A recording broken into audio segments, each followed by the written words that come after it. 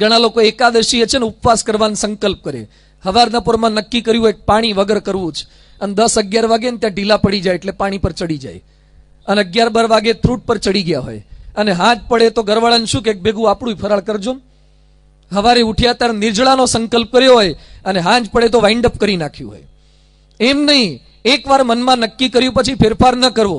યોગીજી મહારાજ કહેતા એકવાર કહીને ફરી ન જવું, મનમાં નક્કી કર્યું અને કરી બતાવો. રામચંદ્ર ભગવાનને પિતાએ આદેશ આપ્યો કે 14 વર્ષ જંગલમાં જવાનું. રામ 14 વર્ષની અંદર વન સિવાય ક્યાં રહ્યા નથી. લંકાની અંદર રાવણને માર્યો. લંકા તો કેટલી સરસ નગરી, સોનાની લંકા. પછી વિભીષણે વિનંતી કરી કે આપે મને રાજ્યાભિષેક કરવાની આદેશ આપ્યો છે તો મારો રાજ્યાભિષેક કરવા માટે આપ પધારો. રામ પોતે નથી ગયા, લક્ષ્મણને મોકલ્યા. વિભીષણ કહે છે આપ પધારો. એ કે મને પિતાશ્રીનો આદેશ છે કે 14 વર્ષ વનમાં રહેવાનું. જો હું લંકામાં આવું તો વનમાંથી રાજ્યમાં ગયો કહેવાય ને મારો નિયમ ભંગ થયો કહેવાય, એટલે હું એક પણ દિવસ રાજ્યમાં ના જઈ શકું. આને રામની પ્રતિજ્ઞા કહેવાય. સામેથી લંકા મળતી હતી છતાં જોવા નથી ગયા. રામની જગ્યાએ આપણે હોઈએ તો થોડો આટક મારી આવીએ, કેવી છે લંકા, જોઈએ આવીએ, રહીશું નહીં, જોઈને આંટો મારીને નીકળી જઈએ. આંટો મારીને જતા રહીને, ઘણા બિગ બજારમાં કે ખરીદવું નથી, આંટો મારીને આવતા રહીએ. આંટો મારવાનું મન થઈ જાય, નિયમ તોડવાનું મન થઈ જાય. એની વચ્ચે રામ સેટ ડગતા નથી. એકવાર કીધું પછી ન ડગાય. ગાંધીજી જ્યારે વિદેશમાં અભ્યાસ કરવા માટે ગયા વિલાયતની અંદર, એની માતા એને સાધુ પાસે લઈ ગયા અને પ્રતિજ્ઞા લેવડાવી કે બેટા તું વિદેશમાં અભ્યાસ કરવા જાય છે, બ્રિટનમાં દારૂ ન પીતો, માંસ ન ખાતો અને વ્યભિચાર ન કરતો. આ 3 પ્રતિજ્ઞા ગાંધીજીની માતા પુતળીબાઈએ મોહનલાલ કરમચંદ ગાંધીને લેવડાવી. ગાંધીજી પ્રદેશ ગયા, બ્રિટનમાં વિલાયતમાં, લંડનની અંદર ગયા હતા, અને ત્યાં તો ઠંડો પ્રદેશ, બધા દારૂ પીવે. ગાંધીજી દારૂ નહોતા પીતા એટલે એના મિત્રો સમજાવે કે કેમ દારૂ નથી પીતા. ગાંધીજી કે ના પીવાય, દારૂ પીવાથી નુકસાન થાય, લીવર બગડે. એના મિત્રો પાછા સાયન્ટિફિક રિસર્ચ બતાવે એ કે દારૂ નથી પીતા એને લીવર બગડે છે, જાત જાતના આર્ટિકલ બતાવે. ગાંધીજી કે ના પીવાય. એ કે mister Gandhi, you have to understand, India is a hot country અને અમારું Britain it's a cool country. આ તો ઠંડો દેશ છે, અહીંયા તો દારૂ પીવો પડે. ગાંધીજી કે તમે ગમે તેટલી દલીલો કરો, મને કન્વિન્સ કરવાનો પ્રયત્ન કરો, પણ હું નહીં પીવું. કેમ નહીં પીવાય? કારણ કે મેં મારી માને વચન આપ્યું છે એટલે નહીં પીવાય. મેં મારી માને ના પાડી છે. વચનને વળગી રહો. તમે જેને વચન આપ્યું છે એ વચનને વળગી રહો, પછી વચન છોડી ન દો. આ તો મેં નિયમ પાલનની વાત કરી. કદાચ નાનો મોટો કંઈ પણ નિયમ લીધો હોય એને બદલી ના નાખો.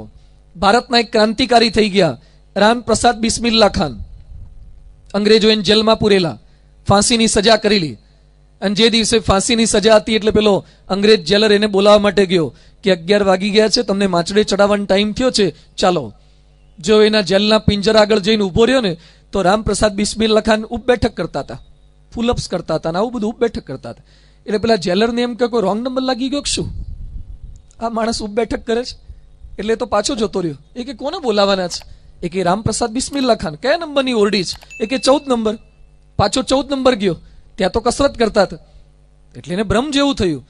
એ કે તમારું નામ શું? એ કે રામપ્રસાદ.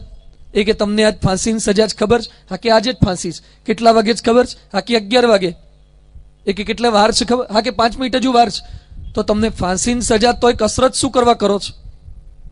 એ કે હું જ્યારથી નાનો હતો ત્યારથી મેં નિયમ લીધો હતો કે જિંદગીના છેલ્લા શ્વાસ સુધી કસરત રોજ કરવી. આટલા વર્ષ સુધી મેં જિંદગીમાં કસરતનો નિયમ તોડ્યો નથી, તો ફાંસીના દિવસે આજના દિવસ પૂરતો નિયમ શું કરવા તોડો? બોલો, કસરત કરીને પછી ફાંસીને માચડે ચડ્યા. આપણે તો કશું મરવાનું નથી તોય ઘણા કસરત નથી કરતા. કેટલી વાર ઘણા દોડવાના ચડ્ડા લઈ આવે ને પછી પડ્યા જ રહે છે. પેલા મોંઘા ભાવના બૂટ લઈ આવે, શિયાળો નજીક આવે ને બૂટ લઈ આવે, ચડ્ડા લઈ આવે, સૂટ લઈ આવે જાત જાતના, અને 2-5 દાડા હવાના પોરમાં ઉઠી જાય મોરબીના રોડ પર અને એક્સરસાઇઝ કરે. 2-4 દાડા સુધી એટલું સરસ ચાલે ને પછી ઘરવાળા ઉઠાડે, ઉઠો. ના કે પડખા ફરી એમાં કસરત થઈ જ જાય. આખો દાડો સિરામિકમાં કસરત જ હોય છે કે, અને આમાં તો એક દાડો કરીએ ને 7 દાડાની મેં ભેગી જ કરી લીધી. એટલે તે કસરત કરવાનો નિયમ લીધો તો ને કેમ મૂકી દીધો? આપણું આવું છે, ઘણા ટ્રેડમિલ મશીન લઈ આવે ઘરમાં, પેલું દોડવાનું મશીન આવે ને, થોડા દાડા દોડવા પટ્ટા પર ચડી જાય અને 20 મિનિટ સુધી વોકિંગ કરે, કાનમાં ઇયર પ્લગ ભરી દે અને FM સાંભળતા કરે. 2-5 દાડા થાય ને ફરતી પાછું ટ્રેડમિલ પર કંટાળી જાય. ઘણાના ઘરમાં આવા કેટલાય પટ્ટા પડ્યા હશે, મૂકી જ રાખ્યા હોય. નિયમ લેતા લેવાઈ જાય છે, પછી એને પાળવો, લાંબા સમય સુધી જાળવી રાખવો એ અત્યંત અઘરું છે. દ્રઢતાપૂર્વક પાળવો. અરે ગમે તેટલા પ્રલોભન આવે ડગી ન જવું. એકવાર નક્કી કર્યું, પરમ પૂજ્ય પ્રમુખ સ્વામી મહારાજને ભારતના નાણાપ્રધાન એચ.એમ. પટેલ હતા, આપણા ગુજરાતના એચ.એમ. પટેલ, બહુ બુદ્ધિશાળી બાહોશ પ્રધાન હતા. એચ.એમ. પટેલે પ્રમુખ સ્વામી મહારાજને કીધું કે સ્વામીજી, તમારી સંસ્થા આદર્શ, તમારા સંતોના નિયમો આદર્શ, પણ તમારી એક વાત મને સમજાતી નથી. શું વાત સમજાતી નથી? એ કે હું તમને એક સૂચન કરું. શું સૂચન? એ કે તમારા સંતો બહેનો સાથે બોલતા નથી. હું તમને એક સૂચન કરું કે તમે અડતા નહીં, પણ ખાલી બોલવાનું ચાલુ કરી દો ને તો તમારું BAPS નો સત્સંગ બહુ જ વધી જાય, દેશ વિદેશમાં વધી જાય. અને અત્યારે તમારા આટલા લાખ છે ને, અને જો ખાલી બોલવાની છૂટ આપે ને બહેનો સાથે તો સત્સંગ બહુ વધી જાય. આવું સૂચન કર્યું. પ્રમુખ સ્વામી મહારાજે વિવેક જાળવીને શું જવાબ આપ્યો? સ્વામીજી એમ બોલ્યા કે સાહેબ, તમે ભારતના નાણાપ્રધાન એટલે અમે હાથ જોડીએ છીએ, તમને વંદન કરીએ છીએ, પણ તમને રાજકારણમાં ખબર પડે પણ અમારા નિયમમાં તમને ખબર ના પડે. પણ કે સ્વામીજી સત્સંગ નહીં વધે. પ્રમુખ સ્વામી કે સત્સંગ નહીં વધે તો ખૂણામાં માળા લઈને બેસીને ભજન કરશું, પણ ભગવાનનો આપેલો નિયમ તોડીને અમારે સત્સંગ નથી વધારવો. નિયમના ભોગે ક્યારેય કશું જ નહીં. ભગવાનના આપેલા, આપણા શાસ્ત્રોના આપેલા નિયમો છે, ભીષ્મ પ્રતિજ્ઞાઓ, એ નિયમને વળગી રહીએ. સ્વધર્મનિષ્ઠ સમાજ એટલે કેવો સમાજ તૈયાર થાય છે. અમદાવાદની અંદર આપણા એક યુવક છે, ગંભીરસિંહ એનું નામ, કારગિલની બોર્ડર પર લડવા ગયેલા, પછી સારંગપુર આવ્યા, તમે એનો ઇન્ટરવ્યુ લીધો. મેં એને પ્રશ્ન પૂછ્યો, કીધું કારગિલમાં ઠંડી કેટલી હોય? મને કે -35 થી સ્ટાર્ટ થાય, -55 સુધી પહોંચે, સ્નોફોલ ચાલુ હોય. મેં તમારે રહેવાનું ક્યાં? એ કે ખાડા કરીને અંદર બંકરની અંદર સંતાઈ જઈએ. આ ઝાડના પાંદડા બધા લટકાયા એટલે પાકિસ્તાન વાળાને ખબર ના પડે એવી પરિસ્થિતિની વચ્ચે અમે રહેતા હોઈએ છીએ. બંકરની અંદર સંતાઈ રહેવાનું, પાંદડા લગાવી રાખવાના, આ બધી પરિસ્થિતિ છે. મેં તમારે જમવાનું શું આવે? એ કે હેલિકોપ્ટર ઉપરથી આવે અને નટ્સ બધા નાખી જાય, ડ્રાયફ્રૂટ નાખી જાય, પછી પૂરી હોય, એને સૂકવી દીધેલી પૂરી, થેપલા, એવું બધું કંઈક આપી જાય, બાકી કેટલા તો મીઠ ખાતા હોય. આવી ઠંડીની વચ્ચે પણ આ યુવકનું નામ છે ગંભીરસિંહ, દરબાર છે. એ ગંભીરસિંહ ત્યાં ભગવાનની પૂજા લઈ ગયેલા. આવી ઘરમાં બેસીને પાથરીને પૂજા કરીએ એવી પૂજા ના ત્યાં કરી શકે, કારણ કે પાકિસ્તાન વાળા ગમે ત્યારે ગોળીઓ મારે, પૂજા કરવા જાય ગોળીઓ વાગી જાય. તો એ પોતાની ભેગા માળા લઈ ગયેલા. માળા ફેરવતા કયા સંજોગોમાં? એને જ્યારે ફ્રી સહેજ સમય મળે, સ્પંચ બાથ લેવાનું હોય, બીજું બાથ તો કરી ના શકાય કારણ કે સ્નોફોલ સતત ચાલુ હોય. બધું પાણી તમે, મને કે સ્વામી પાણી ત્યાં હોય જ નહીં, બરફ થઈ જાય. બધું પાણી કઈ રીતે પીવો? એ કે મોઢાની અંદર બરફ ભરી રાખીએ અને મોઢાની ગરમીથી ઓગળીને લિક્વિડ થાય પછી એ પીએ. એને દવાઈ રાખીએ અને લિક્વિડ પીએ. આવી પરિસ્થિતિમાં 6 મહિના સુધી ટાઈગર હિલ અને કારગિલની બોર્ડર પર આ યુવકે એક પણ દિવસ માળા છોડી નથી. માળા કરીને ભગવાનનું સ્મરણ કર્યું છે. અને આપણે 44 ડિગ્રી ગરમીમાં કેટલાક માળા નથી કરતા. કોઈ ઠંડી નહીં, કોઈ એવી ભારે તકલીફ નહીં, તોય ઘણા માણસો નાય નહીં. ઘણા છોકરા નવડાવતા નથી. આપણે પૂછે કેમ? મને કે ઠંડી બહુ છે ને, ખમે એવું નથી. અલા તને મોરબીમ ખમતું નથી આટલી ઠંડી? આ ક્યાં આપણે ઠંડી છે? પણ માણસો નાવાના નિયમ બદલી નાખે. ઉનાળામાં હવારે નાતા હોય, શિયાળામાં બપોર નાતા થઈ જાય. નિયમ બદલી નાખે. ક્યાં ગઈ આપણી ભીષ્મ પ્રતિજ્ઞાઓ? એકવાર નક્કી કર્યું પછી એને કોઈ પણ ભોગે કરી બતાવો. અને કરે છે કેટલાક લોકો, દ્રઢતાપૂર્વક નિયમ પાલન કરે છે. આ ભીષ્મની પ્રતિજ્ઞા છે. જીવનની અંદર આવતા ગમે તેવા વિઘ્નોની વચ્ચે એકવાર નિયમ ધાર્યો. હું નથી કહેતો કે રોજ મંદિર આવવાનો નિયમ તમે ધારણ કરો, અનુકૂળ ના પણ હોય, અઠવાડિયે જાઓ. હું નથી કહેતો કે રોજ સમાગમ થાય, સંત સમાગમ, પણ જ્યારે અનુકૂળતા મળે, દર અઠવાડિયે જો અનુકૂળતા થાય, દર અઠવાડિયે. હું નથી કહેતો કે રોજની અડધો કલાક પૂજા કરો, પણ રોજ 5 મિનિટ તો કંઈક મળી શકે ને ભગવાનના નામ સ્મરણ માટે. એક નિયમ જે ધારણ કરીએ એને જિંદગીના છેલ્લા શ્વાસ સુધી વળગી રહીએ, એ ભીષ્મની પ્રતિજ્ઞા છે. ભીષ્મ આવા દ્રઢ રહ્યા એટલે સત્યવતીએ પોતાના બીજા પુત્ર વ્યાસ હતા એને તેડાવ્યા. વ્યાસજી આવ્યા અને અંબિકા એની સાથે એનો યોગ થયો. એમાંથી સંતાન થયું, એનું નામ ધૃતરાષ્ટ્ર પાડવામાં આવ્યું. અંબાલિકા સાથે યોગ થયો, એનો પુત્ર થયો, એનું નામ પાંડુ પાડવામાં આવ્યું. અને દાસીનો દીકરો જે પ્રાપ્ત થયો એનું નામ વિદુર પ્રાપ્ત થયું. આ 3 સંતાનો દ્વારા હવે મહાભારતનો પ્રારંભ થાય છે, જે ઘટનાના મુખ્ય પાત્રો જેવા છે. ધૃતરાષ્ટ્ર જ્યેષ્ઠ પુત્ર હતા, પાંડુ એ બીજા નંબરના દીકરા હતા, વિદુર એ ત્રીજા નંબરના દીકરા છે. ભીષ્મના માર્ગદર્શન નીચે આ સંતાનો ઉછેર થવા લાગ્યા. પણ ધૃતરાષ્ટ્ર અંધ હતા, આંધળા હતા. અને રાજકીય નીતિ મુજબ આંધળો વ્યક્તિ રાજા બની ન શકે, એટલે પાંડુને શાસન સોંપવામાં આવશે. ધૃતરાષ્ટ્રના લગ્ન કરવાના સમય થતા એના લગ્ન કરવાનું આયોજન કરવામાં આવ્યું. એટલે ભીષ્મ પિતા બધી વ્યવસ્થા કરતા હતા. પોતે નહોતા પરણ્યા, પણ દીકરાઓની બધી જ વ્યવસ્થા એ સંભાળતા હતા. એટલે ભીષ્મે ગાંધાર રાજ સુબલની પુત્રી ગાંધારીનું માગું આના ધૃતરાષ્ટ્ર માટે માગ્યું. ગાંધાર રાજે જોયું કે ધૃતરાષ્ટ્ર આવો રાજા અત્યારે રાજા બનવાને લાયક છે, અથવા તો એ રાજકુળની અંદર જન્મ્યો છે, સશક્ત છે, એની સાથે મારી દીકરીના લગ્ન કરવાના છે, પણ મૂર્તિઓ આંધળો છે. પણ એના બાપે કંઈક આગળ પાછળ લાંબો વિચાર કરી અંધ હોવા છતાં પણ દીકરીના લગ્ન ત્યાં ગોઠવ્યા અને ગાંધારીએ સહર્ષ સ્વીકાર કરી લીધો. ગાંધારીએ પિતાજીની મરજી જોઈ અને અંધ એવા ધૃતરાષ્ટ્ર સાથે લગ્ન કરવા નક્કી કર્યું. જે દિવસે લગ્ન થયા એ જ દિવસે ગાંધારીએ પોતાની આંખો પર પાટા બાંધી દીધા. શા માટે પાટા બાંધ્યા? કે મારા પતિ જો જોઈ શકતા નથી તો મારે પણ જોઈને શું કરવું છે? પતિના દુઃખે દુઃખી થાય એનું નામ પત્ની છે. પતિની દ્રષ્ટિ એ જ મારી દ્રષ્ટિ, એ આપણો પરિવાર છે. આદર્શ પરિવારની વાતો સમયે સમયે મહાભારતની અંદર ઋષિમુનિ સતત કરતા રહે છે. મિલે સુર મેરા તુમારા તો સુર બને હમારા. તમારો સુર ને મારો સુર એક થાય તો આપણા પરિવારનો આદર્શ સુર બની શકે છે. અહીંયા બેઠેલા ઘણા બધા લગ્ન કરેલા છે અને એમાં એક શ્લોક આવે છે, ધન્યો ગૃહસ્થાશ્રમ. ગૃહસ્થાશ્રમ ધન્ય ક્યારે બને? જેની અંદર એના પગલા આપવામાં આવ્યા છે, સપ્તપદી, 7 પગલા.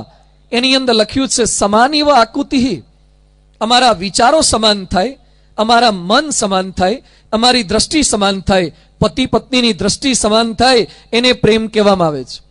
બહારથી દેખાડે પ્રેમ નથી. ઘણી વાર બહારથી ગમે તેટલો પ્રેમ દેખાડે પણ મન જુદા હોય તો. ભારતના એક ભાઈ પાકિસ્તાનમાંથી પસાર થતા હતા અને કબ્રસ્તાન આવ્યું. એટલે કબ્રસ્તાનમાં તો કબરો હોય મુસલમાનોની, એમાં એક મુસ્લિમ ભાઈ બેઠા બેઠા કબર ઉપર વીંજણો નાખતા હતા, પવન નાખતા હતા. પેલો હાથ પંખો આવતો હતો પહેલા, એટલે હાથ પંખો લઈને બેઠી હતી અને કબરને પવન નાખતી હતી આમ. એટલે પેલો ભારતનો ભાઈ તો ત્યાં ઉભો રહી ગયો. એ કે અનહદ આશ્ચર્ય, આ તો રેકોર્ડ બ્રેક કહેવાય. અમે તો એમ માનતા હતા કે ભારતની બાઈઓ પતિવ્રતા હોય છે, પણ તમારા પાકિસ્તાનમાં વધારે પતિવ્રતા છે. અમાર તો પતિ જીવતા હોય છે તોય પવન નથી નાખતી, અને પાકિસ્તાનમાં તો મરી ગયા પછી પવન નાખે છે. આ તો બહુ જ કહેવાય. ખરેખર તમને પ્રણામ છે પાકિસ્તાનની બાઈઓને. ખૂબ પતિવ્રત્ય તમારું ગજબનું કહેવાય. પેલી બાઈ કે ભાઈ સાહેબ આમાં પતિવ્રતાપણા જેવું કાંઈ નથી. તો કેમ પવન નાખો છો? એ કે મારો પતિ વિલ કરીને ગયો છે કે જ્યાં સુધી કબરનો સિમેન્ટ સુકાય નહીં ત્યાં સુધી બીજા લગ્ન કરતી નહીં, સંપત્તિ મળશે નહીં. ત્યાં સિમેન્ટ સુકવાનો પ્રયત્ન કરું છું. હમણાં તાજું છે ને, એટલે પવન નાખું તો સિમેન્ટ સુકાઈ જાય અને પછી નવા લગ્ન થાય. બહારથી દેખાય એ જ બધો પ્રેમ હોય છે એવું નથી. ઘણી વાર સ્થૂળ દ્રષ્ટિ આપણને સમાન લાગે, પણ સાચો પ્રેમ શું છે? પતિની દ્રષ્ટિ એવી પત્નીની દ્રષ્ટિ. પતિને જે ગમે એ પત્નીને ગમે. એ ના થાય તો પરિવારમાં ઝઘડા થાય. સીતાજી ઈચ્છા કરી કે મારે મૃગલું જોઈએ. રામે કીધું ભાઈ મૃગલામાં માલ નથી, મૃગલું ખાલી જોવાનું હોય, લેવાનું ના હોય. સીતા કે ને આપણે જોઈએ જ. રામ કે માની જાઓ, ના જોઈએ, ના લેવાય. સીતા કે આટલા વખતથી ભેગી ફરું છું, અત્યાર સુધી કઈ માગ્યું છે? આ જ વાત ચાલુ કરી દે તરત. અને રામ કે સારું હોય, તમારી ઈચ્છા છે, જઈએ. રામ લેવા ગયા, એમાં તકલીફ થઈ. પતિની ઈચ્છા નથી લેવું. શિવજીની ઈચ્છા નથી કે યજ્ઞમાં નથી જવું. સતીએ જીત કરી કે ના યજ્ઞમાં જવું જ છે. ના પાડી શિવજી એક નથી જવા જેવું. એ કે મારા બાપુજી યજ્ઞ કરે છે. એટલે એના પેલા સસરાએ દક્ષ પ્રજાપતિ યજ્ઞ કરેલો. શેના માટે? શિવજીનું ખરાબ દેખાડવા માટે જ. યજ્ઞ કર્યો, મોટો યજ્ઞ. અને કાર્ડની અંદર શું લખ્યું? બૃહસ્પતિએ મોટો યજ્ઞ કર્યો છે. આ દક્ષ પ્રજાપતિએ યજ્ઞની અંદર એડ્રેસ તો મૂક્યું, પણ કેટલાક લોકો લગ્ન સમારંભમાં એડ્રેસની સાથે સાથે રૂટ આપે છે કે મોરબી અહીંયા મિતાણા થઈને આ બાદથી આ રસ્તેથી આવવું. એમાં એને રૂટ આપ્યો. અને રૂટમાં શું આપ્યું? કે કૈલાસ પરથી જ પસાર થવું. કારણ કે કૈલાસવાળાના કાર્ડ નહોતું આપ્યું, એટલે બધા જ પ્લેનને કૈલાસ પરથી જ રૂટ આપ્યો. બીજો રૂટ હતો શોર્ટકટ. ના કે કૈલાસ પરથી જાઓ છો. નહીં, આપણે નવી ગાડી લીધી હોય ને જે માણસ આપણને નડતો હોય ને એના ઘર આગળ જઈને જ હોર્ન ફટકાર કરે. એને ખબર પાડે કે આપણે નવી લીધી છે, બતાવી દેવાની ભાવના. એટલે એણે કૈલાસનો જ રૂટ ગોઠવાયો. કૈલાસ પરથી વિમાન જાય. સતી નીચે બેઠા હતા, શિવજી ધ્યાનમાં હતા. એટલે સતી વિમાન જોયે. ઇન્દ્ર ને ઇન્દ્રાણી નીકળ્યા. ભાઈ ક્યાં ઉપડ્યા? એ કે દક્ષ પ્રજાપતિ યજ્ઞ કરે છે ત્યાં. બીજા નીકળ્યા બ્રહ્માજી. ક્યાં ઉપડ્યા? દક્ષ પ્રજાપતિ યજ્ઞ કરે ત્યાં. તમે નથી આવતા? એટલે ઘરમાં તપાસ કર્યા, બધા ખાના ફેદ્યા કે આપણને કાર્ડ બાડ આવ્યું છે, કુરિયર વાળાને કઈ તકલીફ નથી લાગતી ને? મોકલાયું હોય ને મળ્યું ના? નાના કાર્ડ બાડ કઈ મળ્યું નથી, કશું જ નહીં. શિવજી કે કાર્ડ નથી મોકલ્યું. સતી કે આપણે જવું જ છે. શિવજી કે ના જવાય, આપણને કાર્ડ નથી એટલે ના જ જવાય. સતી કે બાપના તે યજ્ઞ હોય એમાં કાર્ડની શું જરૂર છે? મારા બાપ ભૂલી ગયા હશે. શિવજી કે તારો બાપ કાંઈ ભૂલે એવો નથી, બધું જ યાદ રાખે એવો છે, અને એને સારી પેઠે યાદ રાખ્યું છે, એટલે જ યજ્ઞ કર્યો. એમાં બધાને કંકોત્રીઓ મોકલાઈ છે, આપણને જ મોકલાઈ નથી. એટલે ત્યાં ના જવાય નહીં તો તકલીફ થશે. સતી કે મારે જવું જ છે, અને સતીએ જીદ કરી, હઠ લીધી, હોઠ કરડવા માંડ્યા, લાલ ગુમ ચહેરો કરી નાખ્યો. શિવજીની ઈચ્છા નહોતી છતાં પણ ગયા, અને શિવજીનો ભાગ નહોતો. સતી ગુસ્સે થયા, યજ્ઞમાં બળી મુવા, એમાં ઝઘડા થયા, અને પછી હજારો વર્ષ સુધી યજ્ઞ કર્યા, સાધના કર્યા, પછી ફરીથી પાર્વતી સ્વરૂપે જન્મ્યા, પછી શિવજી સાથે લગ્ન થયા. તો થોડીક વાર ખમી ગયા હોત તો, પણ ના, જીદ. પતિની ઈચ્છા સમજી શકતા નથી. તો આદર્શ પરિવાર એને કહેવાય. પતિના સગાવાલા એ મારા સગાવાલા. આજે ઘરમાં ઝઘડા શું થાય છે? પોતાના મા બાપ ગમે પત્નીને, પણ પતિના મા બાપ ન ગમે. મારા મા બાપ આવે ગમે, પણ પતિના મા બાપ ના ગમે. પતિના પ્રસંગોમાં મજા ના આવે, પત્નીના પ્રસંગો ગમે. આવું સાયમલ્ટેનિયસલી પતિદેવોમાં પણ જોવા મળે છે. પણ એકબીજાના સગાવાલા એનો સ્વીકાર કરવો, એકબીજાના મા બાપનો સ્વીકાર કરવો, એ આદર્શ પરિવાર કહી શકાય છે. પ્રેમની વ્યાખ્યા આ છે. ભગવાન અને સંત સાથે જોડાણ થાય એ પણ પ્રેમ. ભગવાન અને સંત સાથેનું જોડાણ કોને કહેવાય? સાથે બેસીએ ફરીએ એ જ ખાલી પ્રેમ નથી. પરમ પૂજ્ય પ્રમુખ સ્વામી મહારાજ ઘણીવાર કહે છે કે મારો ને યોગીજી મહારાજનો વિચાર જુદો પડ્યો નથી.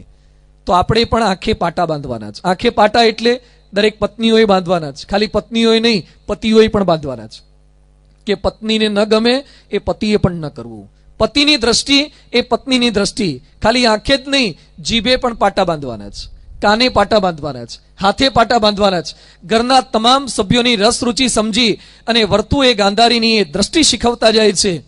આ રીતે એ લોકોનો લગ્ન સમારંભ યોજાઈ ગયો છે. ધૃતરાષ્ટ્ર અને ગાંધારીના લગ્ન થયા. આદર્શ પરિવારની વાતો આ મહાભારત ધર્મગ્રંથ આપણને શીખવતો જાય છે. અને આટલી મોટી સંખ્યાની અંદર આપ સૌ ભાવિકો આ મહાભારતના શબ્દોને આધારે આપણી એ વાતોને શીખવાનો પ્રયત્ન કરી રહ્યા છે. આગળની વાતોને સાંભળીએ એ પહેલા ખૂબ મોટી સંખ્યામાં આપ સૌ લાભ આવ્યા. આટલું સુંદર આયોજન પૂજ્ય હરિસ્મરણ સ્વામી, પૂજ્ય મંગલ પ્રકાશ સ્વામી, સંતોના પ્રયત્નથી થઈ રહ્યું છે. હજુ તો વિશેષ બાકીના દિવસો દરમિયાન આજે પણ હજુ તો લાભ આપણે પ્રાપ્ત કરવાના છીએ. પરંતુ નાના મોટા સૌ કોઈના સમર્પણથી, સૌ કોઈના સહકારથી આખું આયોજન થઈ રહ્યું છે. ત્યારે કેટલાક મહાનુભાવો જેના પ્રયત્નથી આ કાર્ય શક્ય બન્યું છે એ લોકોને વચ્ચે બિરદાવી દઈએ, એ લોકોને તાળીઓથી વધાવીએ કે જેઓના પ્રયત્નથી, કારણ કે એક વ્યક્તિ મંદિર માટે જમીન આપે અને એના પ્રયત્નથી લાખો લોકોને એ મંદિરમાં આવવાનું પુણ્ય પ્રાપ્ત થાય છે. એક વ્યક્તિનું સમર્પણ લાખો લોકોને લાભ આપી શકે છે. એમ આપણા સમાજની અંદર જ એવા ભામાશા જેવા એ વ્યક્તિઓ છે સમર્પિત, કે જે લોકો BAPS પરિવારના આવા શુભ કાર્યની અંદર સહકાર આપી રહ્યા છે. એવા મહાનુભાવોને બિરદાવીએ. ત્યારબાદ મહાભારતની વાતોને આગળ સાંભળીએ. મહાભારતની વાતો, એક વ્યક્તિનું સમર્પણ સમાજને કેટલો લાભ આપી શકે છે. ધૃતરાષ્ટ્ર માટે એક ગાંધારી પોતાની આંખે પાટા બાંધી અને પરિવારને અનુકૂળ થવાનો પ્રયત્ન કરે છે. સાથે બીજા એક ભાઈ હતા પાંડુના, એનો પણ ઉલ્લેખ કરતા લખ્યો છે. એના લગ્ન કેવા સંજોગોમાં કોની સાથે થાય છે? યદુવંશમાં સુરસેન રાજા થયા. એના પુત્ર વસુદેવ અને પુત્રી પૃથા હતા. સુરસેને ફોઈના પુત્ર કુંતી ભોજને પોતાની પૃથા સોંપી. કુંતી ભોજના ત્યાં દીકરી ઉછરી એટલે એનું નામ કુંતી રાખવામાં આવ્યું છે. કુંતીના તપથી દુર્વાસા ઋષિ પ્રસન્ન થયા અને મંત્ર આપ્યો કે તું મંત્ર બોલીશ ત્યાં દેવતાનું આહવાન થશે, દેવતા પધારશે અને એના થકી તું પુત્રવતી થઈશ. મંત્ર તો આપી દીધો, પણ લગ્ન પૂર્વે કુંતીના મનમાં વિચાર આવ્યો કે ઋષિએ મંત્ર આપ્યો છે, સાચો પડે કે નહીં? એટલે મંત્રની કસોટી કરવાનું મન થયું. હજુ તો લગ્ન નહોતા થયા, કુંવારા હતા. અને કુંતીએ કસોટી કરી, સૂર્યદેવના મંત્રનું આહવાન કર્યું. સૂર્ય દેવતા પ્રગટ થયા. કુંતી જંખવાણા પડી ગયા કે મારા મનમાં આવી કોઈ ભાવના નહોતી, પણ દેવતાનું આહવાન થઈ ગયું. અને સૂર્ય અને કુંતી થકી જે સંતાન જન્મ્યો એ કવચ અને કુંડલ સાથે જન્મ્યો. એનું નામ કર્ણ રાખવામાં આવ્યું છે. સૂર્ય અને કુંતીનો પુત્ર એ કર્ણ થયો. કુંતીએ સમાજની બીકે, કારણ કે અપરિણીત હતા અને સંતાનનો જન્મ થયો એટલે એને એક છાબની અંદર રાખી એને નદીના પ્રવાહની અંદર તરતો મૂકી દીધો. અધિરથ અને રાધા એને આ પુત્ર પ્રાપ્ત થયો. સારથીને આ પુત્ર પ્રાપ્ત થયો. વસુસેન દ્રવ્ય સાથે પ્રાપ્ત થયો એટલે એનું નામ વસુસેન રાખવામાં આવ્યું છે. ત્યાર પછી તો કુંતીના પાંડુ સાથે લગ્ન થયા. માદ્રીને પણ પાંડુ સાથે પરણાવવામાં આવ્યા અને વિદુરને દેવકરાજની પુત્રી સાથે પરણાવવામાં આવ્યા. ધૃતરાષ્ટ્ર અંધ છે, રાજ્ય સંભાળી શકતા નથી. પાંડુ સંભાળી રહ્યા છે. પરંતુ પાંડુ એકવાર જંગલની અંદર વિહાર કરતા હતા. એવામાં એક ઋષિ મુનિ રતિ કીરડા રથ હતા. એમાં હરણ સમજી અને બાણ એના પર લગાવી દીધું. ઋષિ મૃત્યુ પામતા પામતા શાપ આપતા ગયા કે જે દશાની અંદર તે મારા પર બાણ ચલાવ્યું છે એ જ દશામાં તારું મૃત્યુ થશે. પાંડુલા લગ્ન થઈ ગયા, પણ પાંડુ રોગને લીધે વિષય ભોગવી નહોતા શકતા. એમને સંતાન પ્રાપ્તિ થાય એવું નહોતું. એટલે પાંડુ રાજાની વિનંતીથી કુંતી સંતાન પ્રાપ્તિ માટે દેવોનું આહવાન કર્યું. ધર્મ રાજા અને કુંતી થકી જે સંતાન થયા એ યુધિષ્ઠિર થયા. વાયુ દેવતા અને કુંતી થકી જે સંતાન થયા એ ભીમ થયા. ઇન્દ્ર દેવતા અને કુંતી થકી જે સંતાન થયા એ અર્જુન થયા.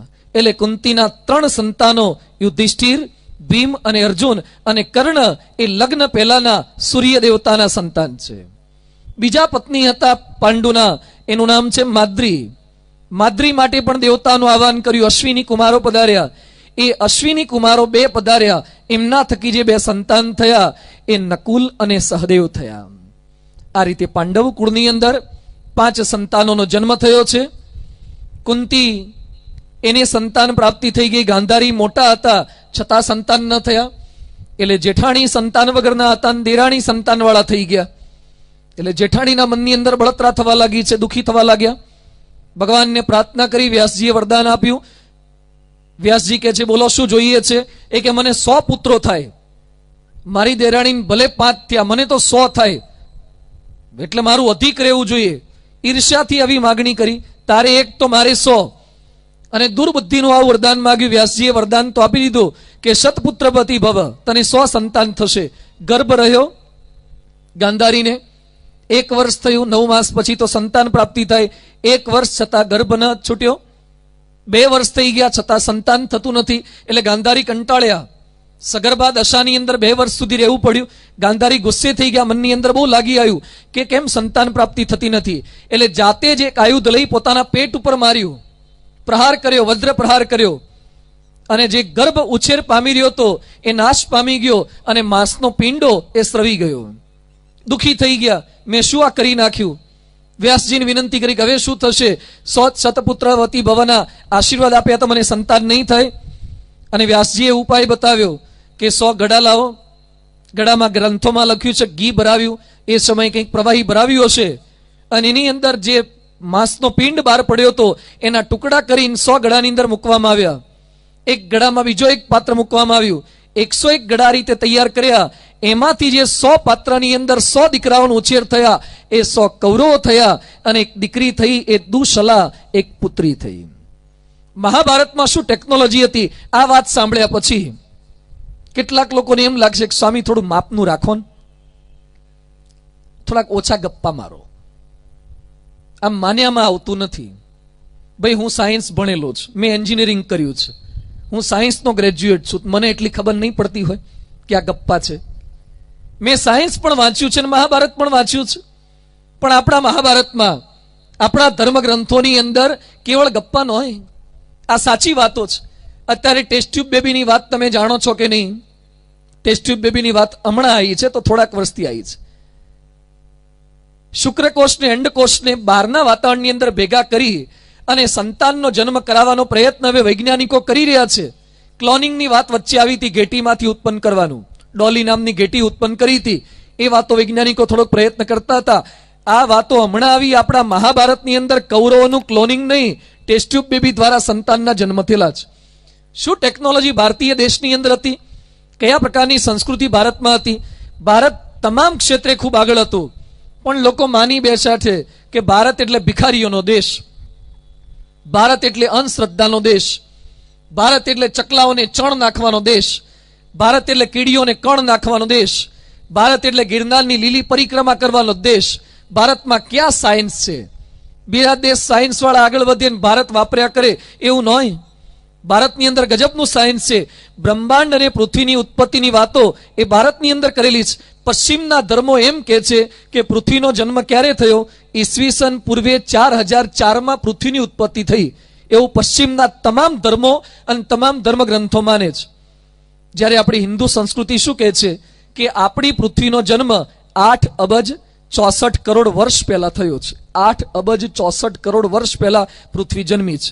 અત્યારે જેમ જેમ વિજ્ઞાન આગળ વધે છે તેમ તેમ બાકીના તમામ ધર્મોની વાતો ખોટી પડે છે અને હિન્દુ ધર્મની બધી જ વાતો સાચી પડે છે. હિન્દુ ધર્મનો એક પણ ગ્રંથની એક પણ વાત વિજ્ઞાન ખોટી નથી પાડી શકતું. આપણા ઋષિમુનિઓ સાયન્ટિસ્ટ હતા, આપણા ઋષિમુનિ બધું જાણતા હતા, અને ત્યાર પછી એ વાતો કરી. પશ્ચિમના લોકો એમ કહે છે કે પૃથ્વી ગોળ છે, એવું 400-500 વર્ષ પહેલા કીધું, કોપરનિક્સ અને ગેલિલિયોએ કીધું. પણ ભાઈ એ લોકોએ તો હમણાં 400-500 વર્ષ પહેલા કીધું. અમારા ઋગ્વેદની અંદર વાતો લખી છે કે પૃથ્વી ગોળ છે, ધરીની આસપાસ ફરે છે, સૂર્યની આસપાસ ફરે છે, એટલે રાત દિવસ થાય છે. આ ઋષિમુનિઓએ લખ્યું છે. આપણે શું માનીએ છીએ કે સૂર્ય અસ્ત થયો. આબુમાં કેટલાક લોકો જોવા જાય છે, નખીલેક સનસેટ પોઈન્ટ, અને ત્યાં પાળી પર બેસે અને સનસેટ થાય જોવા માંડે. પોતે સેટ હોય કે નહીં, સનને સેટ કરવામાં રસ હોય છે, એટલે સનસેટ કરે. અને જો સનસેટ ના દેખાય પાછા અપસેટ થઈ જાય. અને આપણે એમ માનીએ કે એ ડૂબ્યો, એ બુડ્યો અને ગયો. સૂર્ય કાંઈ બુડતો નથી, આપણે બુડી જઈએ છીએ, આપણે ફર્યા કરીએ છીએ. આ બધી વાતો આપણા ઋષિમુનિઓએ ધર્મગ્રંથોમાં કરેલી છે. સાયન્સ છે, બધી જ વાતો લખેલી છે. પૃથ્વી ગોળ છે બધું લખેલું હતું. અરે પૃથ્વીનો વ્યાસ માપેલો છે. આ પૃથ્વીનું રેડિયસ નહીં, ડાયામીટર. આખી પૃથ્વીનો ડાયામીટર કેટલો થાય છે? હવે પૃથ્વીનો ડાયામીટર કેમનો માપવા ગયા છે? આપણા ઋષિમુનિ આર્યભટ્ટે, ભાસ્કરાચાર્યે એના આશ્રમમાં બેઠા બેઠા પૃથ્વીનો વ્યાસ બતાવ્યો છે 7905 માઇલ. 7905 માઇલ એ આખી પૃથ્વીનો ડાયામીટર છે.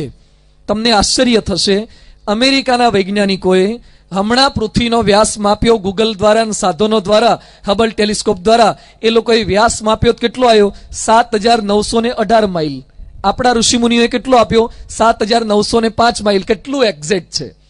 આપણા ઋષિમુનિઓએ આશ્રમમાં બેઠા બેઠા ડાયામીટર માપી બતાવ્યો છે. કોઈ ફૂટપટ્ટી વગર, સ્કેલ વગર, કોઈ મીટર વટર મેઝર ટેપ વગર. શું શક્તિ હતી, શું બુદ્ધિ હતી! ગજબની શક્તિ એ ભારત વર્ષના લોકોની પાસે હતી. એવી વાતો એ આપણા ધર્મગ્રંથોની અંદર કરેલી છે. ન્યૂટને ગુરુત્વાકર્ષણનો નિયમ આપ્યો. કેટલાક શું કહે છે કે ન્યૂટને ગુરુત્વાકર્ષણ શોધ્યું. તે ન્યૂટન જન્મ્યો પહેલા સફરજન ઉપર જતા હતા, નીચે નહોતા આવતા. ન્યૂટને નીચે લાવતા કર્યા. અરે ન્યૂટને તો નિયમ આપ્યો, સફરજન તો જન્મ્યા ત્યારથી નીચે જ આવે છે. પણ એની પહેલા પણ આપણા ઋષિમુનિઓ વાત કરી ગયા છે. ભાસ્કરાચાર્ય અને વિજ્ઞાની લલ્લે વાત કરી છે કે પૃથ્વીનું એક આકર્ષણ છે, એટલે પદાર્થ માત્ર નીચે આવે છે. આ બધી વાતો છે. મહર્ષિ કણાદ થઈ ગયા, એને આણ્વિક થિયરી આપી છે. ગણિત વિદ્યા આપણા ત્યાં હતી. શૂન્યની શોધ એ ભારતમાં છે. તમામના ફોનમાંથી 0 ડિજિટ કાઢી નાખો, તમામના કમ્પ્યુટરમાંથી 0 ડિજિટ કાઢી નાખો, તમામની ઘડિયાળમાંથી 0 ડિજિટ કાઢી નાખો. આપણા ત્યાં 0 પહેલા રોમન આંકડા હતા. એટલે જેને 10 કરવું હોય તો શું કરવું પડે? X આવે. 0 કરવા માટે 0 ની કોઈ સિસ્ટમ નહીં. જ્યારે આપણા ભારત દેશે શૂન્ય આપ્યું તો એ ભારતની સૌથી મોટી ભેટ છે. પાઈની ભેટ એ ભારતે આપી છે. ભૂમિતિની ભેટ આપણા ભારતે ભૂમિતિ આપી છે. કારણ કે ઋષિમુનિ યજ્ઞ કરતા હતા, અને યજ્ઞ કરવા માટે કુંડી બનાવવી પડે, અને કુંડી કરવા માટે સ્પેર કરવો પડે, ચોરસ કરવો પડે. તો ભારત વર્ષની અંદર ઋષિમુનિઓ પાસે આ પ્રકારની ટેકનોલોજી હતી. આપણા લોકો ભારતમાં ઋષિમુનિ ભૂમિતિ માટે જ્યામિતિ શબ્દ વાપરતા હતા. જ્યામિતિ કહેતા હતા, એટલે ભૂમિતિ. એના પરથી આજે અંગ્રેજીમાં જ્યોમેટ્રી બહાર પડ્યું છે. જ્યોમેટ્રી શબ્દ એ ભારતના જ્યામિતિ પરથી બહાર પડેલો છે. આધુનિક ગણિતમાં ભણાવતા ટ્રિગોનોમેટ્રી, એનું નામ પણ ભારતીય જ છે. ત્રિકોણમિતિ કહેતા હતા, એમાંથી ટ્રિગોનોમેટ્રી એ લોકોએ બનાવ્યું છે. તો ભારત વર્ષની અંદર બધી જ વાતો એ કરેલી હતી. આરોગ્યની વાતો હતી. ભારતમાં આરોગ્ય હતું. ચરક ઋષિ થઈ ગયા, સુશ્રુત થઈ ગયા. એણે સિદ્ધાંત પ્લાસ્ટિક સર્જરી, આજકાલની સ્ટર્લિનને વોકાર્ડ હોસ્પિટલમાં લાખો રૂપિયાનો ખર્ચો કરાવે, ઓપરેશન થિયેટરમાં એન્ટર કરે, કેટલાક પ્લાસ્ટિક સર્જન ભેગા થાય ત્યારે પ્લાસ્ટિક સર્જરી કરે. આપણા ત્યાં પ્લાસ્ટિક સર્જરી થતી ક્યાં કરતા હતા? ઝાડ નીચે. ખાટલા નહીં, પેલી કેળની પથારી પર હુવાડી રાખે, અને ઝાડ નીચે પ્લાસ્ટિક સર્જરી કરવાની. તો એનેસ્થેસિયા ક્યાંથી લાવવાના? ઓપરેશન થિયેટર ક્યાં? વડલાન ઝાડ એ જ ઓપરેશન થિયેટર. અને એનેસ્થેસિયા ક્યાં? એમને ખબર હતી કે આ વનસ્પતિના પાંદાને ભેગા કરીને ક્રશ કરીને સુંગાડી દો એટલે બેભાન થઈ જાય આટલા કલાક સુધી. આવા એનેસ્થેસિયા ઋષિમુનિ વાપરતા હતા. સાધનો હતા, એ સાધનો ઝાડની ડાળીમાંથી કોતરીને અથવા હાડકાના સાધનો કરી અને એમાંથી ઋષિમુનિઓ સર્જરી કરતા હતા. સૌથી પહેલા આખા વિશ્વના જો ફિઝિશિયન હોય તો એ ચરક ઋષિ હતા. ભારત પાસે ગજબની ટેકનોલોજી હતી. એના પરથી ચરક સંહિતા લખાઈ છે. વાહનો હતા, વિમાનો હતા. કેટલાક લોકો શું કહે છે કે વિમાનની શોધ રાઇટ બ્રધર્સે કરી છે, 100 વર્ષ પહેલા શોધ્યા રાઇટ બ્રધર્સે. તો શું એ પહેલા ભારતમાં વિમાન નહોતા?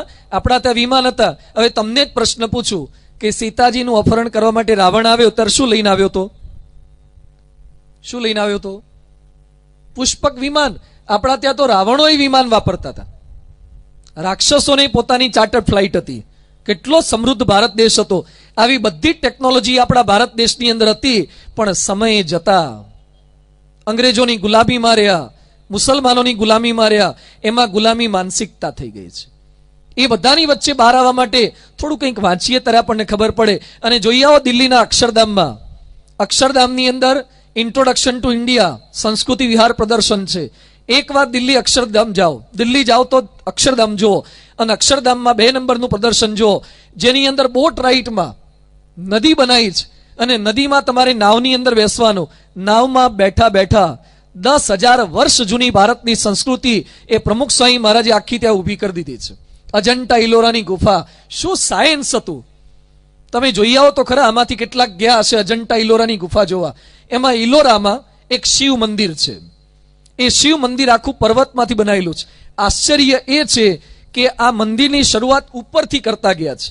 એટલે આખો પર્વત હતો, અને પેલા સ્થપતિ લોકોએ ઉપરથી કોતરતા ગયા. પેલા કળશ કર્યા, શિખર કર્યા, ગુમ્મટ કર્યો, એમ કરતા સ્તંભ કર્યા, અને સ્તંભ કર્યા પછી પ્લેટફોર્મ કરીને પાયા કર્યા. આખા ભારતમાં આવું બિલ્ડિંગ એક બતાવો કે જેને ઉપરથી નીચે લાયા હોય, અને વિશ્વના કોઈ પણ દેશમાં બતાવો કે ઉપરથી નીચે મંદિર લાયા હોય. થતા હશે? શું ભારત પાસે સાયન્સ હતું? ઉપરથી નીચે લાવતા ગયા છે. આવી ટેકનોલોજી આપણી પાસે, શિલ્પ સ્થાપત્ય એ અજંટા ઇલોરાની ગુફાઓની અંદર છે, પણ આપણને ખ્યાલ નથી, કારણ કે ગુલામી માનસિકતા. આ જાણીએ ત્યારે આપણને ખબર પડે છે કે ભારત મહાન, મેરા દેશ ભારત મહાન હે. ભારતના એ આપણે સૌ કોઈ વાસી છીએ. એવા ભારતની આ ઘટનાઓ, મહાભારતની ઘટનાઓ આપણે સાંભળી રહ્યા છે. પાંડુ, ધૃતરાષ્ટ્ર અને વિદુરની વાતો. એમાં દુર્યોધનનો જન્મ થયો, અને કાલે પણ મેં વાત કરી હતી કે દુર્યોધનનો અને ભીમનો જન્મ લગભગ એક દિવસે થયો એવી વાતો છે. પણ તો એ ભીમ સારો થયો અને દુર્યોધન ખરાબ થયો. કારણ કે ભારતમાં જન્મે બધા રામ નથી હોતા. કેટલાક રાવણોએ હવે ભારતમાં જન્મ લેવા માંડ્યા છે. રામ અહીંયા જન્મે કે બધા રામ જ હોય? એક જ દિવસે જન્મે, રામનવમીના દિવસે જન્મે એટલે બધા કઈ રામ હોય?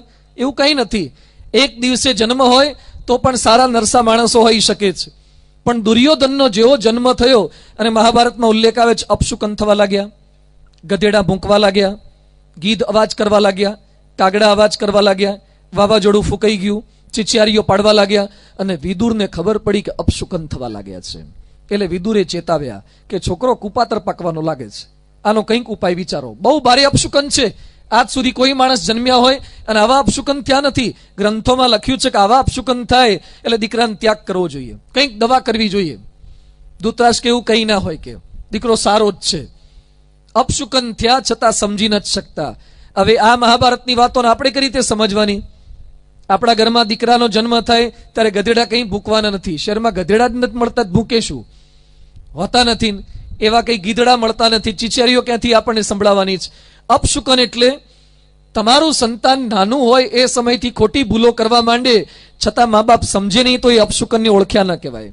બાળપણથી ચોરીઓ કરવા લાગે, બાળપણથી ટીવીના રવાડે ચડી જાય, દુરાચારના રવાડે ચડી જાય, છતાં પણ મા બાપ અપશુકનને ઓળખી શકતા નથી. ભાવનગરમાં એક ભાઈ છે, શ્યામજીભાઈ એનું નામ. 55 વર્ષની એમની ઉંમર, પત્ની 50 વર્ષના, છતાં સંતાન નહીં. 55 વર્ષે પણ સંતાન ન થયું. ગૃહસ્થ માટે તો સંતાનની ઈચ્છા હોય. એટલે ભાવનગરથી સિહોર માતાજીનું મંદિર છે, ત્યાં ચાલતા ગયા. દંડવત યાત્રા, પદયાત્રા, આવી યાત્રાઓ કરી. અને માડી આગળ જઈને ખોડિયાર માતા કે માતાજી આગળ પ્રાર્થના કરે કે હે માડી, 55 વર્ષ થઈ ગયા છે, દીકરાનો જન્મ થતો નથી, કંઈક કૃપા કરો, નિસંતાન મૃત્યુ પામશું, અમારાથી સહન નહીં થાય, પુત્ર નહીં હોય તો નામના નરકમાંથી મુક્તિ કોણ અપાવશે? સંતાન આપો, સંતાન આપો. આજીજી કરી. માતાજીએ કંઈક મહેર કરી, કૃપા થઈ, સંતાન પ્રાપ્તિ થઈ. સંતાન ધીમે ધીમે મોટો થવા લાગ્યો. 55-56 વર્ષે દીકરો જન્મ્યો. દીકરો 18-20 વર્ષનો થયો. મા બાપ તો કઈ 65-75 વર્ષના થઈ ગયા. એટલે મા બાપે નક્કી કર્યું કે હવે 75 વર્ષના થઈ ગયા, એને પરણી દઈએ તો છેલ્લે પરણેલો જોઈને તો જઈએ. 75 વર્ષના થયા. પેલા એના પત્ની 70 વર્ષના, લગ્ન ગોઠવ્યા. પત્ની આવી ગયા. લગ્નના 1-2 વર્ષની અંદર દીકરાને મોઢાની અંદર કંઈક તકલીફ થઈ, ઉધરસ સખત આવવા લાગી, એટલે થૂકવા ગયો, વોશ બેસિનની અંદર લોહી નીકળ્યું. એના બાપે ચેક કરાવ્યું, એના કાકા લઈ ગયા હોસ્પિટલમાં, તેનું તો કેન્સર થઈ ગયેલું, ગળાનું કેન્સર ભારે. ચેક કરાવતા ખબર પડી શેને લીધે થયું, તો ગુટકા ખાવાથી કેન્સર થયું. બંધ ન કર્યા, કેન્સર થયો, બચી શકે એવી પરિસ્થિતિ નથી, દુઃખી થાય છે, લોહીની ઉલટીઓ થાય છે, પાણી પણ પી શકતો નથી. અહીંયા કાણું પાડી અને દાળ ભાતને ક્રશ કરીને અંદર નાખે છે. હવે એનાથી સહન થતું નથી, એટલે 75 વર્ષના શ્યામજીભાઈ પોતાની પત્ની સાથે ફરીથી સિહોર મંદિરની પદયાત્રા કરતા નીકળ્યા અને માતાજી આગળ થઈને પેલી બાઈએ ફરતી પાલવ પકડ્યો અને પાલવ પ્રસાર્યો અને માડીને વિનંતી કરે છે કે માડી, હવે દીકરાની તકલીફ દેખાતી નથી, એટલે મહેરબાની કરીને એને લઈ લે, એને તેડી લે, હવે સહન થતું નથી, અમારી પહેલા એને લઈ લે, એનું દુઃખ જોઈ શકતા નથી. શા માટે પ્રાર્થના? દીકરાના જન્મ માટે પ્રાર્થના કરતા હતા, એ દીકરાના મૃત્યુ માટે પ્રાર્થના કેમ કરો છો? કારણ કે દીકરો નાનો હતો, આ શ્યામજીભાઈનો દીકરો નાનો હતો ને ગુટકા ખાવા લાગ્યો, એટલે એના કાકા એને રોક્યો કે ભાઈ ગુટકા ખાય છે. તો એના બાપુજી શું બોલ્યા હતા? કંઈ નહીં કહેવાનું, 55 વર્ષે આવ્યો છે, એને બોલાય નહીં, બહુ મોટી ઉંમરે આવ્યો છે, 7 ખોટનો દીકરો છે, એટલે પણ ગુટકા ખાય છે, અટકાવત ખરા. નાના કંઈ કહેવાય નહીં, સુધરી જશે. અને એમાં ને એમાં બગડવા દીધો, એમાં તકલીફ થઈ. અપશુકનને ઓળખતા શીખો. આપણા બાળકો બાળપણથી અપશુકન કરવા લાગે, વ્યસનના રવાડે ચડી જાય, દુરાચારના રવાડે ચડી જાય, ફ્રેન્ડશીપના રવાડે ચડી જાય. આ બધા જાત જાતના અપશુકન છે.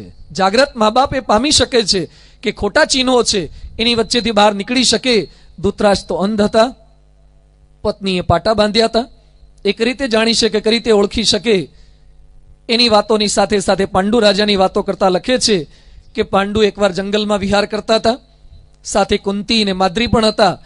એમાં પાંડુને ના પાડી હતી વિષય ભોગ ના થઈ શકે, પણ છતાં કામવશ થઈ ગયા. અતિત્ય ગુણાન સર્વાન સ્વભાવ મૂર્ધની વર્તતે. આપણને ખબર છે કે આ ખાવાથી તકલીફ થાય, ઘણાને એસિડિટીની તકલીફ હોય અને ખબર હોય કે આ ખાવાથી છે ને, પીઝા ખાવાથી, પાણીપુરી ઉલાળવાથી છાતીમાં બહુ જ બળે છે, તો એ ઘણા શું કે તો એન્ટા એસિડ ખાઈ લઈશું, પણ પાણીપુરી વગર નહીં ફાવે આપણને, તીખું તો થોડુંક જોઈશે, મરચા, લીલા મરચા, તળેલા મરચા બધા ખાતા હોય ને કેમ રેવાય, પછી તકલીફ થશે તેની કંઈક દવા કરશું. ઘણા ડાયાબિટીસ હોય, ડોક્ટરે ના પડ્યું કે સુગર બહુ વધી ગયું છે, હવે ધ્યાન રાખજો, એક બે ગોદા ઇન્જેક્શનના વધારે મારી લઈશું, પણ ખાંડ ખાવા દો, શ્રીખંડ ખાવા દો. અતિત્ય ગુણાન સર્વાન સ્વભાવ મૂર્ધની વર્તતે. માણસ જાણે છે છતાં પણ પોતાના સ્વભાવ આગળ લાચાર થઈ જાય, છોડી શકતો નથી. ગુણાતીતાનંદ સ્વામીની વાતોમાં એક પ્રસંગ આવે છે. એક ફિરંગી, જ્યારે ફિરંગીઓનું શાસન હતું ભારતમાં, એના ઘરની અંદર મિસ્ત્રી કામ કરવાનું હતું, એટલે એક મિસ્ત્રીને બોલાવ્યો. ઘરમાં મિસ્ત્રી પહેલા બોલાવતા અને કામ બધું કરે, એટલે મિસ્ત્રી કામ કરતો તો રંધો માર્યા કરે ફર્નિચરનો. એમાં ફિરંગી કંઈક 12 ગામ ગયેલો હશે, એના પત્ની ઘરની અંદર કામ પ્રસંગે ઊભા હોય, એમાં ફિરંગીના ઘરવાળા ત્યાં ઊભા હોય, એટલે પેલા મિસ્ત્રીની નજર એકવાર ગઈ, અને ફિરંગી તો ધોળા હોય, રૂપાળા, એમાં પેલાના ઘરવાળાને જોઈ ગયો આ મિસ્ત્રી, અને એની નજર ત્યાં ચોંટી ગઈ. થોડીક વાર રંધો મારે ને ફરતી પાછું એને ઘરવાળાને જોઈ લે, ઘડીએ એને ઘરવાળાને જોયા કરે. એટલે ફિરંગીને ખબર પડી કે આ માણસ આપણા ઘરવાળા પણ નજર બગાડે છે, એટલે જોઈ ગયો. એટલે કે છે, મિસ્ત્રી અબ મત દેખના, મત જોના, હવે જોઈશ નહીં. એ પેલાને વોર્નિંગ મળી એટલે જોવાનું બંધ કર્યું. પણ રહેવાય કેમનું? અતિત્ય ગુણાન સર્વાન સ્વભાવ મૂર્ધની વર્તતે. આપણે કેટલી વાર નક્કી કર્યું કે હવે છે ને આવું ફિલ્મ જોવું જ નથી, તો એ જોવી જ જાય. તમે નક્કી કર્યું કે ઇન્ટરનેટ ઉપર બેસીએ ને તારે ઈમેલ ચેક કરવા સિવાય બીજું કંઈ કરવું જ નથી, તો એ ક્યારે યુટ્યુબ પર ઘૂસી જાવ ને ખબર જ ના પડે. કઈ વેબસાઇટ ઓન કરતા કરતા બીજે જતું રહેવાય. સ્વભાવ માણસ માત્રને ખેંચી જાય છે. એટલે પેલા એ ના પાડી મત દેખ ના, મત જો ના, ઓકે નહીં જોઈએ. થોડીક વાર થઈને પછી પાછું જોવે, એ કે હવે જો જોઈશ ને તારી આંખો ફોડી નાખીશ. આવી વોર્નિંગ આપી છતાં પણ કોણ જાણે પેલા મિસ્ત્રીથી ન રહેવાયું, અને ફિરંગી ગુસ્સે થયો, લોખંડના સળિયા લીધા, દગાવ્યા, અને પેલા મિસ્ત્રીની બંને આંખમાં ખોસી એને આંધળો કરી નાખ્યો. સ્વામી કહે છે, જાણતો તો કે આમાં તકલીફ થાય એવું છે, ન જોયું હોત તો શાંતિથી ના રહેવાત. પણ નથી માણસો પોતાની આંખને કંટ્રોલમાં રાખી શકતા, નથી જીભને કંટ્રોલમાં રાખી શકતા. એમ પાંડુ કામ વશ થઈ ગયો, અટકી નથી શકતો, અને પોતાની પત્ની માદ્રીનો સંગ કરી બેઠા. અને એ જ વખતે ઋષિના શાપ મુજબ એનું મૃત્યુ થઈ ગયું. પાંડુ રાજા મૃત્યુ પામી ગયા. માદ્રીએ સંકલ્પ કર્યો કે મારા પતિની સાથે હું સતી થઈ જાઉં. કુંતી કે હું સતી થઉં? એ કે ના, આપ મોટા છો, આપ રહો, હું સતી થઈ જાઉં છું, મારા સંતાનોને આપ સાચવજો. માદ્રી મૃત્યુ પામી ગયા, સતી થઈ. એની સાથે કુંતી પાંડવોને લઈને હસ્તિનાપુરની અંદર આવ્યા. હસ્તિનાપુરમાં પાછા આવ્યા જંગલમાંથી. આ ધૃતરાષ્ટ્રને ગમ્યું નહીં, કારણ કે શાસન એને મળવાનું હતું, આ બધું ગમતું નથી. કૌરવો અને પાંડવો બધા સાથે રહેવા લાગ્યા. કૌરવોના બાળકો બાળપણથી જ વિચિત્ર હતા, અનીતિ કરવા લાગ્યા. ભીમને જમવા બેસાડ્યો, એમાં ઝેર આપી દીધું. પહેલેથી જ કૂટનીતિ કૌરવના સંતાનો કરતા. ભીમને ઝેર આપીને બેભાન થઈ ગયો, એટલે દુર્યોધને ઘાસડી સાથે બાંધી દીધો અને ગંગાના ધરામાં ફેંકી દીધો. આવું દુર્યોધન બાળપણથી ખેલ કરતો. અને એમાં તો ભીમ તો પાતાળ લોકમાં જતો રહ્યો, અને ત્યાં એને વરદાન મળ્યું. 8 હાથીનું બળ લઈને પાછો આવ્યો, વધારે તાકાતવાળો થઈને પાછો આવ્યો. મહાભારતમાં ઉલ્લેખ આવે છે, પુત્રના લક્ષણ પારણે એમ કુપુત્રના લક્ષણ પણ પારણેથી. પહેલેથી જ આ ધંધા કરતા હતા. દુર્યોધનને આ બધી આખી ટોળકી જ આવી હતી, ગિલિન્ડર હતા બધા જ. આ દુર્યોધનના બધા જ ભાઈઓ, બધી જ આખી ટીમ આ પ્રકારના ધંધા કરે. અને ગાંધારી અને એના બાપ ધૃતરાષ્ટ્ર એ કશું જ બોલે નહીં. ઘણા છોકરા બાળપણથી ખોટા ધંધા કરે ને તો એ મા બાપ શું કે, સુધરશે, મોટો થવા દો ને, સુધરશે. ક્યારે સુધરશે? એ કે મોટો થશે ને, હજી નાનો છે, પછી સુધરશે. એટલે પણ ક્યારે સુધરશે? એને સંસ્કાર તો આપો. ગાંધીનગરમાં એક છોકરાએ સ્કૂલમાં ચોરી કરી, એટલે એને પ્રિન્સિપાલે એના બાપને બોલાયો. એ કે ભાઈ તમારો છોકરો ચોરી કરે છે. એ કે શું કર્યું? એ કે પેન પેન્સિલ ચોરે છે, બાજુવાળાના કંપાસમાં જ કાઢ લે. ના ચોરે, કે મારો છોકરો કોઈ દાળ ના ચોરે. અલા પણ ચોરે છે ને. એ કે શું કરવા ચોરે? એના માટે સચિવાલયમાંથી હું લાવું છું. એ શું કરવા ચોરે? હવે બાપ સચિવાલયમાંથી ચોરીઓ કરીને લાવતો હોય તો છોકરો ફૂટપટ્ટી ચોરે જ ખરો કે? આ પ્રકારના મા બાપના સંસ્કારો હોય છે. બાળપણથી કહેતા નથી. ભારતના ઇતિહાસમાં એક ડાકુનો ઉલ્લેખ આવે છે, સોહનસિંહ ડાકુ. એ સોહનસિંહ ડાકુએ 108 ખૂન કર્યા હતા. ભારે ખૂની કહેવાય ને. 108 મર્ડર કર્યા હતા. એને જયપ્રકાશ નારાયણ જે કોંગ્રેસના થઈ ગયા, એણે એને પકડ્યા, એને સુધાર્યો, પછી તેનો સજાને બધું થયું. એ સોહનસિંહ ડાકુને જ્યારે ફાંસીની સજા આપવામાં આવી ત્યારે એને પૂછવામાં આવ્યું કે તારી છેલ્લી ઈચ્છા શું છે? એ કે મારી માતાને મળવું છે. તું આ દશા સુધી કઈ રીતે પહોંચ્યો? ત્યારે એને લખ્યું છે, એને વાત કરી હતી કે હું જ્યારથી નાનો હતો એ સમયે કીડી મકોડા મારતો, ચપ્પલથી કીડીને ફટકારું, અને કીડીને મારું ને તારી મારી મમ્મી મને શાબાશી આપતા, વાહ બેટા વાહ, કીડીને નિશાન પાર પાડ્યું. અને ચકલા કબૂતરાને મારું, તેતરને મારું, તો એ મારી મમ્મી રાજી થતા હતા. પછી થોડોક મોટો થયો એટલે મેં ગામમાં કૂતરીએ બચ્ચાને જન્મ આપ્યો, ગલુડિયાને. તે કોણ જાણે મારું મગજ એવું વિકૃત થઈ ગયું, તે ગલુડિયા લઈ આવ્યો, એક મોટી દોરી લઈ આવ્યો, અને ગલુડિયાને તોરણની જેમ બાંધ્યા, ફાંસો આપીને તોરણની જેમ લટકાયા. તોય મારી મમ્મી કઈ જ ન બોલે, રાજી થયા કે વાહ બેટા, સરસ ગલુડિયાનું તોરણ બનાવ્યું. થોડોક મોટો થયો પછી મારા બાપનું કોકે ખૂન કરી નાખ્યું, એટલે મેં બદલો લેવા માટે પહેલું ખૂન 8 વર્ષની ઉંમરે કર્યું. 8 વર્ષે સોહનસિંહે પહેલું ખૂન કર્યું હતું. એ વખતે પણ મારી માએ મને ન અટકાવ્યો. એમ કરતા કરતા ખૂનના રવાડે ચડતો ગયો. આજે 108 ખૂન સુધી પહોંચ્યો છું. એની પાછળ મારી માં જવાબદાર છે. એટલે માને નજીક બોલાઈને એનું માનું નાક ખાઈ ગયો. ફાંસી પહેલા માનું નાક ખાઈ ગયો. એ કે મારી માએ જો મને અટકાયો હોત તો આજે આ દશા સુધી ન પહોંચ્યો હોત. દીકરા કે દીકરી બાળપણથી નાની મોટી ભૂલો કરવા લાગીને અટકાવો તો ખરા, સન્માર્ગે ચડાવો. કૌરવના સંતાનો કૂટનીતિ કરતા હતા, અટકાવી નથી શકતા. છોડ નાનો હોય ત્યારે એને વાળી શકાય, મોટું વિગાવડ થઈ ગયા પછી એને વાળી શકાતો નથી. બાળપણથી આ ટ્રેનિંગ એ સંસ્કારો આપવાના છે. કૌરવના સંતાનો આ વિચિત્ર છે. હવે એને સંસ્કાર આપનાર કેવા તૈયાર થયા છે એની વાત લખે છે દ્રોણ અને દ્રુપદની. કૃપાચાર્યને બનેવી દ્રોણ થાય. શાસ્ત્રજ્ઞ હતા, શસ્ત્રજ્ઞ હતા. એ દ્રોણ અને દ્રુપદ બંને વિદ્યાભ્યાસ સાથે કરતા. દ્રુપદ પણ રાજા અને દ્રોણ એ બંને વિદ્યાભ્યાસ સાથે કરતા, એક જ કોલેજમાં ભણ્યા. દ્રુપદ રાજા થઈ ગયા અને દ્રોણ ભિખારી જેવા રહ્યા. દ્રોણ ખૂબ ગરીબ. એનો દીકરો અશ્વત્થામા. હવે બધા બાળકો દૂધ પીતા હોય પણ એને પીવાનું દૂધ ન મળે, એટલે દ્રોણની પત્ની એ લોટની અંદર પાણી નાખી એને ઓગાળી મિક્સ કરીને દૂધ જેવું લાગે એ અશ્વત્થામાને પીવડાવતા, એમ કહેતા કે બેટા આ દૂધ છે. આટલી ગરીબ પરિસ્થિતિ તે દ્રોણાચાર્યની હતી. આ પરિસ્થિતિમાં છોકરાનો ઉછેર કર્યો. એની પત્ની કે તમારા મિત્ર તમારી સાથે ભણતા હતા દ્રુપદ, એ તો રાજા થયા છે, એને મળવા જાઓ, હેલ્પલાઇન લાગો, મદદ માગો. દ્રોણ પહોંચ્યા ત્યાં મદદ માગવા માટે. દ્રુપદના દરબારમાં ગયા. દ્રુપદે ઓળખવાની જ ના પાડી દીધી, તિરસ્કાર કર્યો, ગાળો આપીને કાઢી મૂક્યા. કેટલાક લોકો ભેગા ભણતા હોય પણ સત્તા મળે ને પછી ભૂલી જાય છે. બધા કઈ કૃષ્ણ સુદામા જેવા નથી હોતા. સુદામા અને કૃષ્ણ સાથે જ ભણ્યા.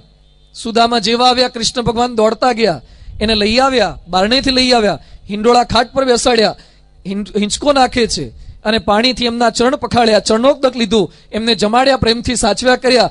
આને કૃષ્ણ સુદામા જેવી મૈત્રી કહેવાય. આજે માણસોને સત્તા મળે ને પૈસા મળે ને મૈત્રી માત્ર ભૂલાઈ જાય છે. પેલા ભેગા ફરતા હોય, એક જ વાડકીમાં ચા પીતા હોય, એક રકાબીમાં ચા પીતા હોય, પણ એને લોટરી લાગે ને સિરામિકનો ધંધો હારો ચાલે ને પછી ઘણા કેટલાક ભૂલી જાય છે. પેલા બધી જ વાતો ચીતો કરતા હોય, સત્તા મળે એટલે ભૂલી જાય. ગોપાળાનંદ સ્વામી સ્વામિનારાયણ ભગવાનના મોટા સંત થઈ ગયા. એમના વખતમાં એક મંગળીયો હતો, મંદિરમાં કચરા પોતા કરે ને કામ ધંધો સામાન્ય સેવા કરે. અને કોણ જાણે કંઈક સરકારના મદદમાં આવી ગયો અને એમાં તેને મંગળસિંહ દિવાન બની દીધો. દિવાન થયો મંગળસિંહ દિવાન. દિવાન થઈ ગયા પછી એકવાર મંદિરે આવ્યો અને સ્વામીને પગે લાગવા આવ્યો. એટલે સ્વામી જોઈ ગયા. સ્વામી તો નાનો હતો ત્યારથી જોયેલો. એટલે સ્વામી કે વાહ હલા મંગળિયા તું આવ્યો. સ્વામી મંગળિયો કહીને બોલાયો. તેને ગમ્યું નહીં અને જતા જતા પેલા બીજા હરિભક્તને શું કહેતા ગયા કે સ્વામીને જરા કહી દેજો બોલવાનું વિવેક રાખે. મંગળસિંહ કહીને બોલાવે, હવે હું દિવાન છું.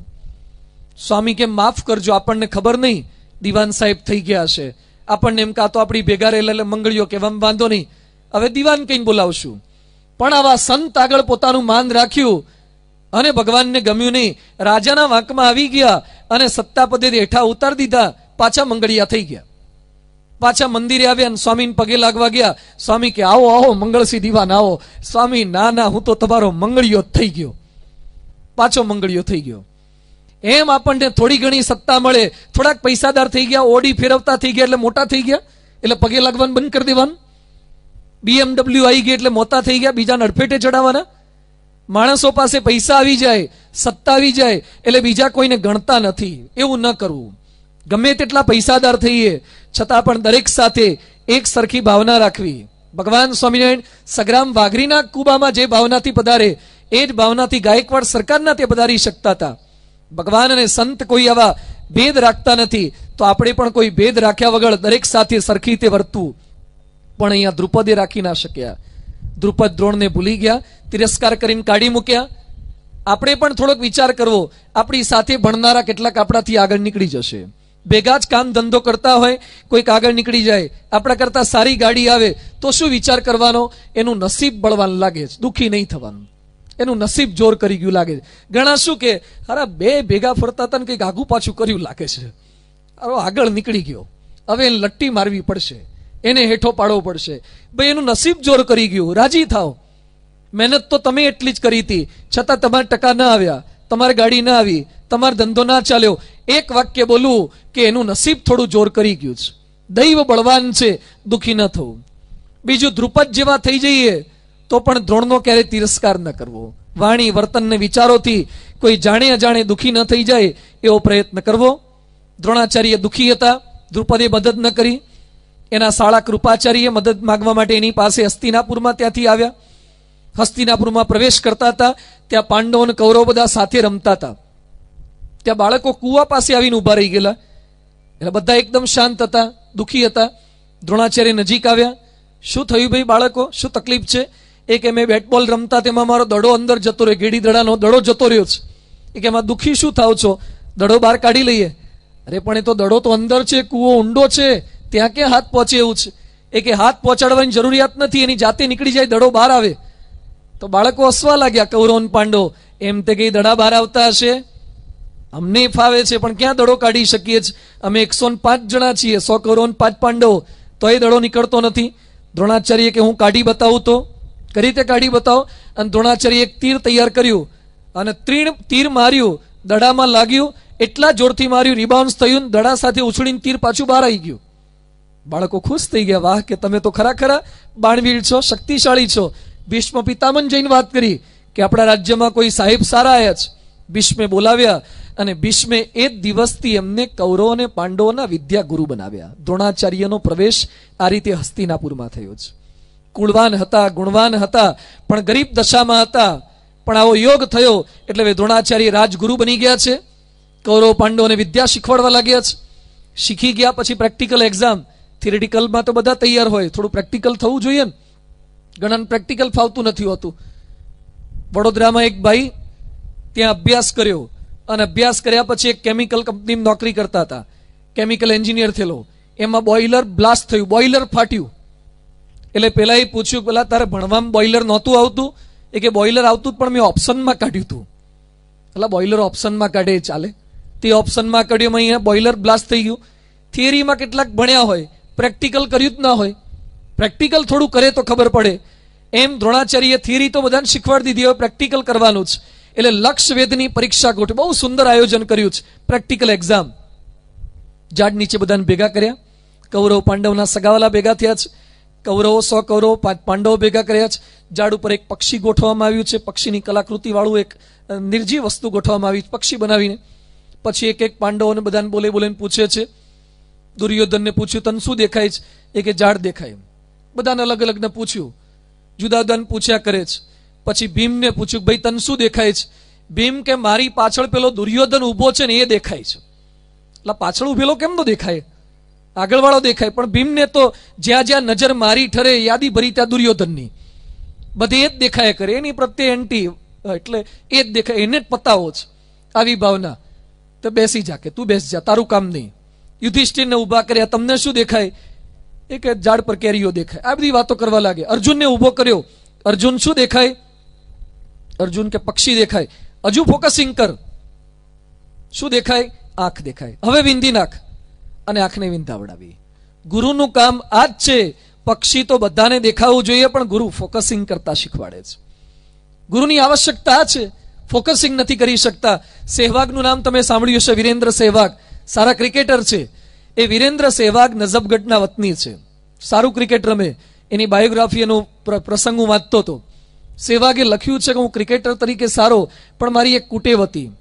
હું સારું રમું પણ ક્રીઝની બહાર પગ મૂકતો હતો, અને ક્રીઝની બહાર જઈને બહુ રમે, 2-5 ફૂટ આગળ જઈને રમવા માંડે, અને પછી જો બેટનો બોલનો સંગમ ના થાય અને પાછળ કીપરના હાથમાં બોલ આવી જાય શું તકલીફ થાય? ચકલી ઉડાડી દે.